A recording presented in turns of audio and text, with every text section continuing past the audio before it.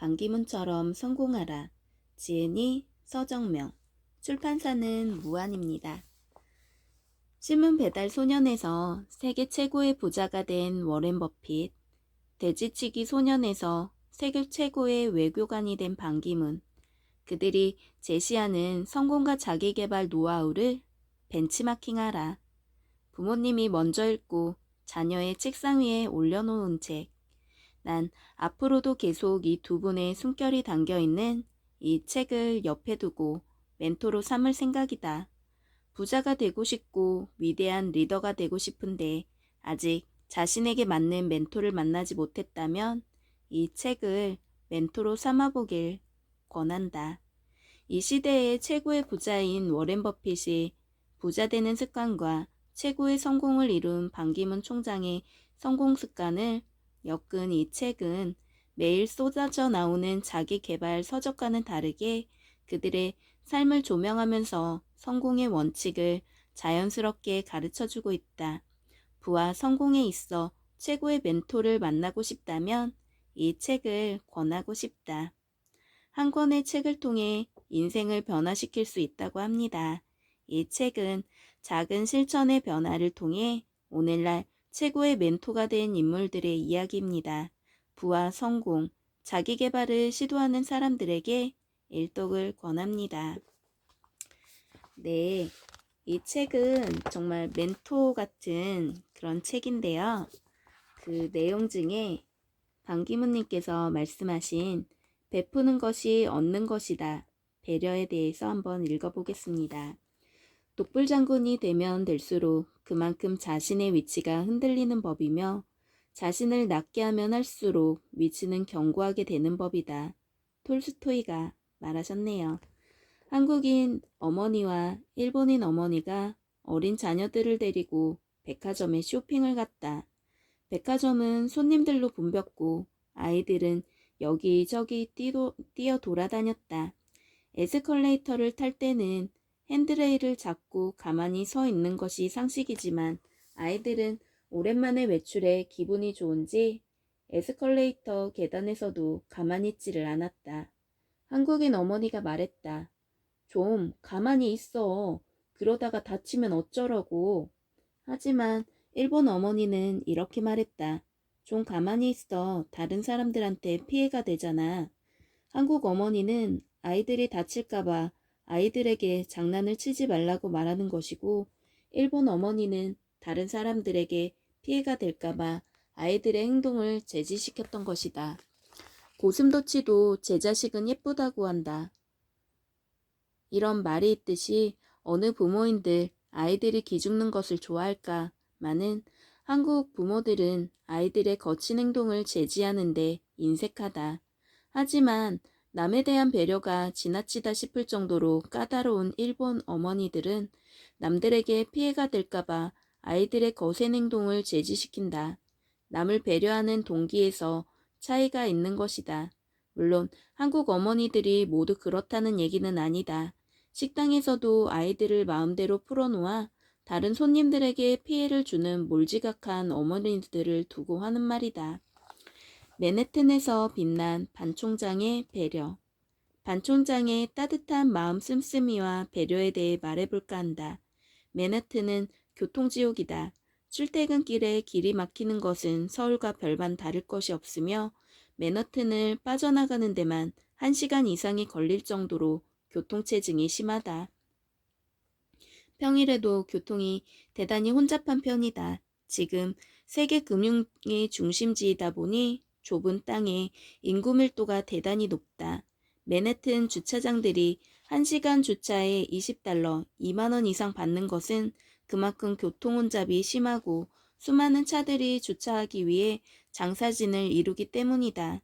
유엔 회의나 큰 국제회의가 있어 외국 정상 국가원수가 맨해튼을 방문할 경우에는 안전이 최우선이기 때문에 차량 통제가 특히 심하다. 바리케이트를 치고 차량 흐름을 막는가 하면 일부 차선을 아예 차단하기도 한다. 안 그래도 체증이 심한 맨해튼의 교통 흐름은 그야말로 지옥이 되고 만다. 여기저기서 차를 빼라고 빵빵거리는 소음이 진동을 한다.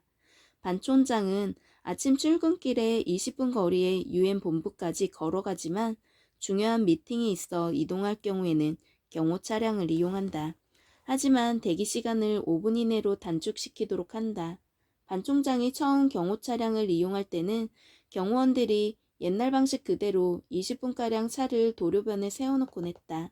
지나가는 차량들이 무슨 대단한 분이 나오시기에 검은 리무진이 도로를 점령하고 있냐며 힐끗 쳐다보곤 했다.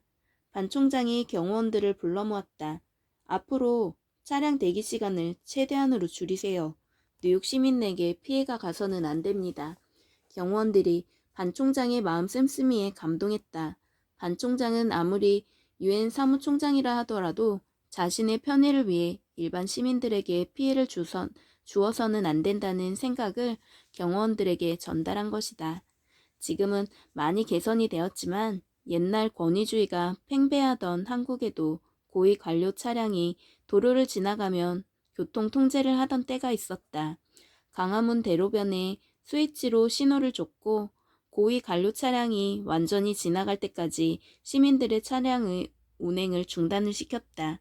시민들은 대단한 사람이 지나가는가 보다 하고 생각을 하면서도 이렇게까지 시민들에게 피해를 주어야 하냐며 투덜거렸다. 하나를 주면 두 개를 얻는다. 월스트리트 투자은행과 기업들을 취재하면서 한국 기업과 미국 기업 문화의 중요한 차이점을 하나 발견하게 됐다.